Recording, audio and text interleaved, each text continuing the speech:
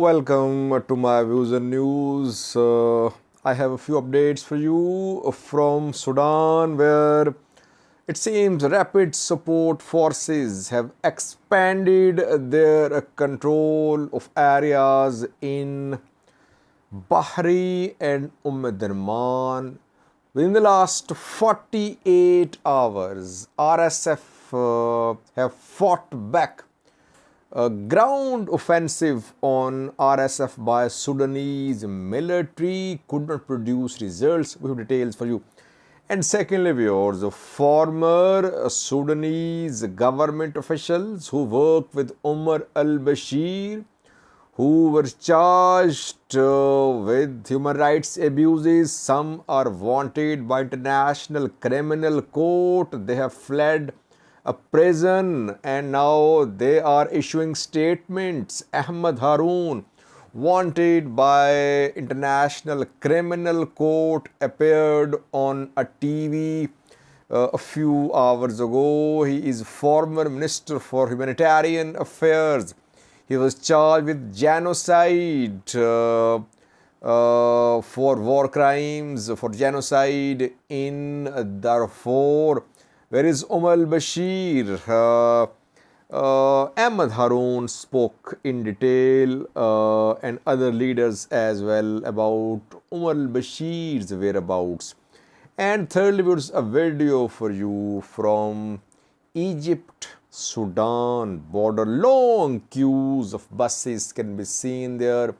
People waiting for hours for clearance, but problems being faced by people. Sudanese people, other nationals on Sudan-Egypt border.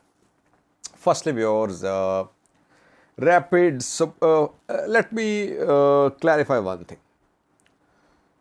When there is urban warfare, it's difficult to cover the war. It's difficult to pinpoint the exact areas under the control of parties because situation changes very rapidly.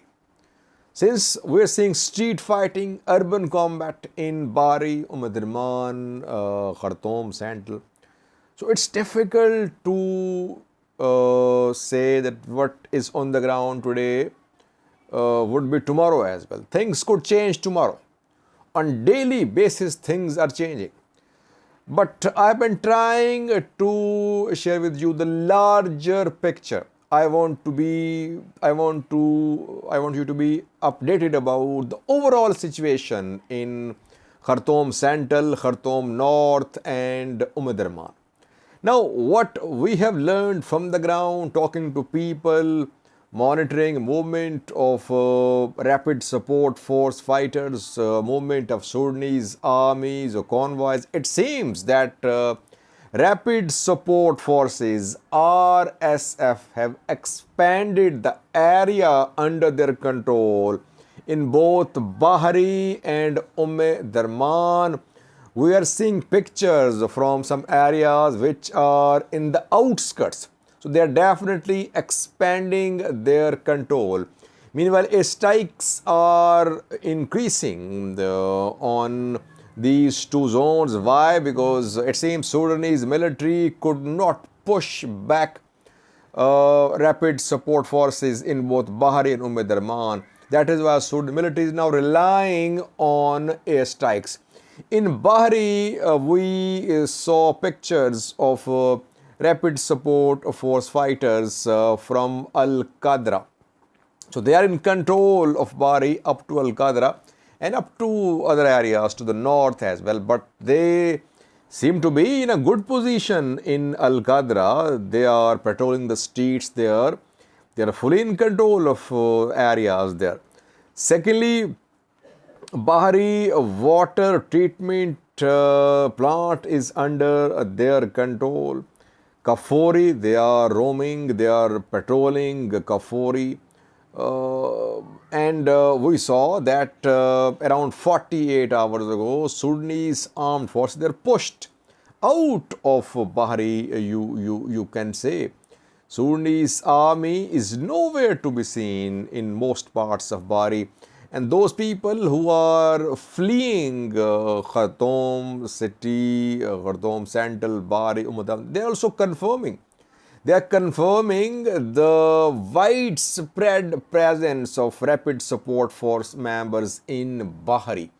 Situation is rapidly changing. Sudanese armed forces could not strike any decisive blow to rapid support force members in Bahri. Secondly, Omdurman as well. 3 days ago, it seemed as if rapid support forces were losing ground there. They were just restricted to television station, radio station there. But now we're starting to see pictures, videos showing that they are gradually, RSF members gradually expanding their presence in Omdurman. They were seen passing through Wad al-Bashir street a few hours ago, a source confirmed from there. So it means they are trying to secure Khartoum's administrative borders.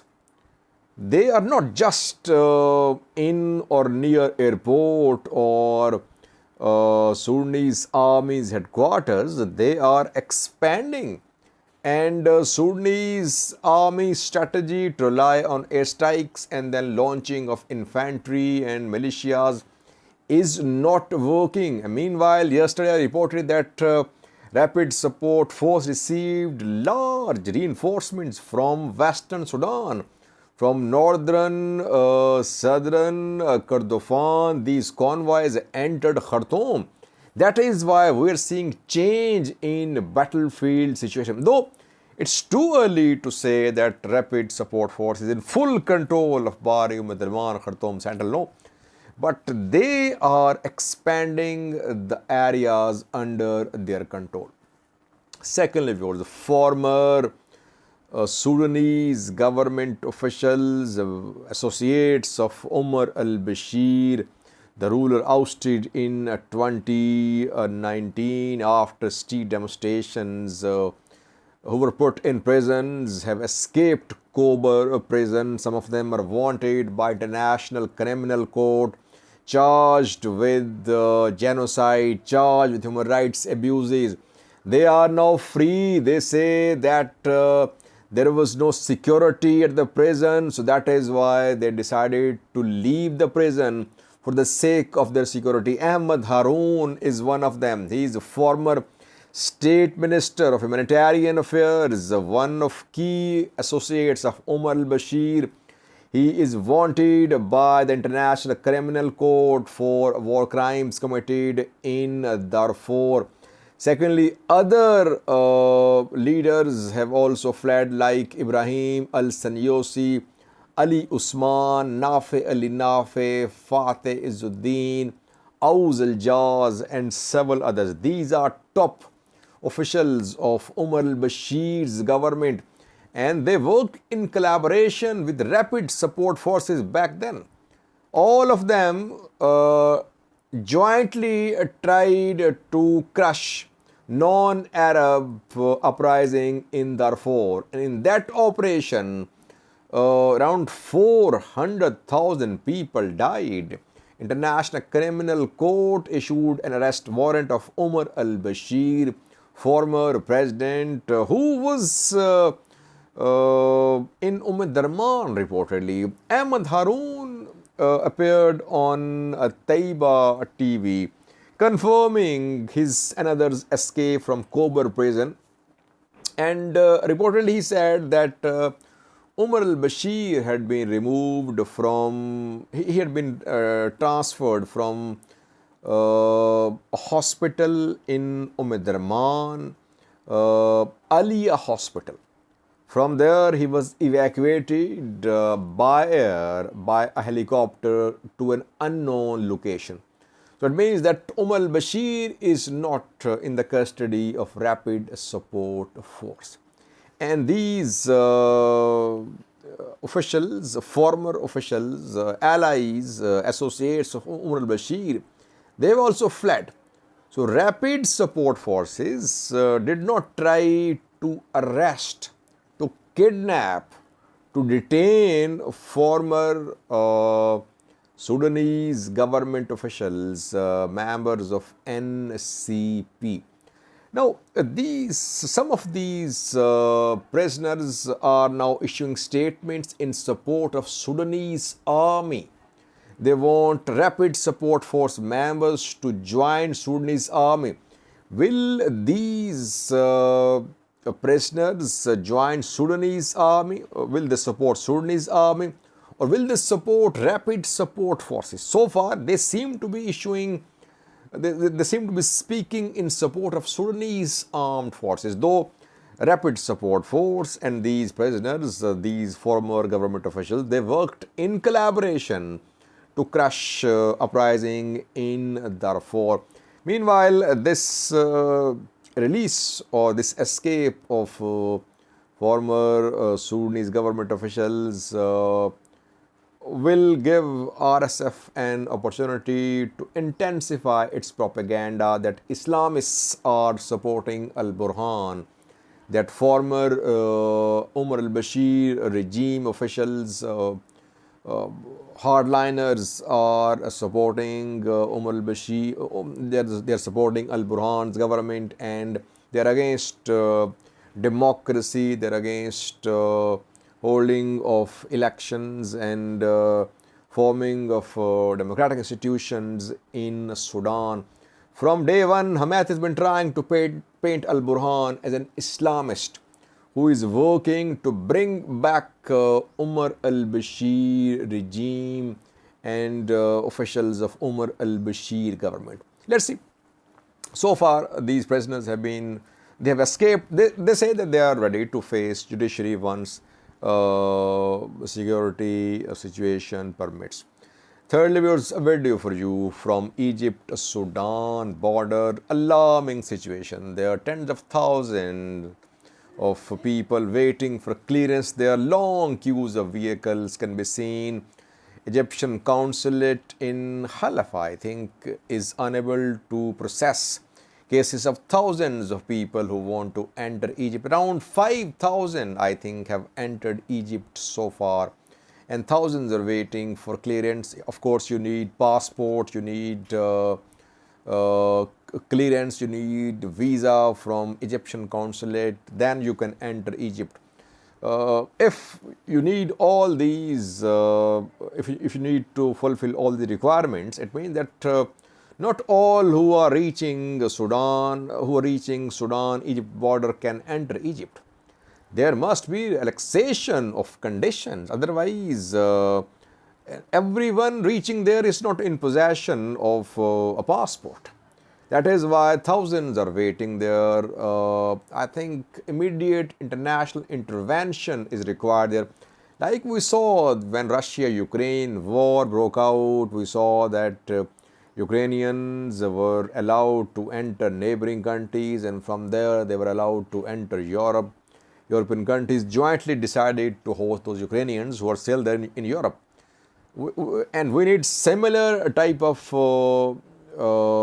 plan for these Sudanese who are trying to flee the country because of fighting there. But so far, no announcement by international community to host these Sudanese. International community, European countries are hosting Ukrainians. Who's going to host these Sudanese people? Africans are not. African countries, they're not in a position to host these Sudanese people. They are already facing economic crises. Is Europe going to step forward to host these Sudanese? Let's see. Thank you for watching. Watch the video from Sudan-Egypt border. يا شباب السلام عليكم. والله العظيم والله العظيم بهدلة ما بعدها بهدلة. اوعكم حدا يفكر اذا معه اولاد، طبعا اذا معه اولاد معه حدا كبير معه. شوفوا هذا بيطلعوا اكثر من 50 باص 60 باص هدول على الحدود واقفين. يعني هدول يمكن بدهم لسه لبعد بكره لحتى يقطعوا. شوفوا كمية الباصات اللي واقفة، هي لسه ما دخلت، لسه في هدول قدهم على مرة تانية بالمعبر المصري، هذا المعبر السوداني، هدول لسه ما فاتوا على الحدود. أي حدا معه أطفال صغيرة معه عالم كبيرة اوعكن يجي. اطلعوا لأي مكان، روحوا على بور السودان. هاي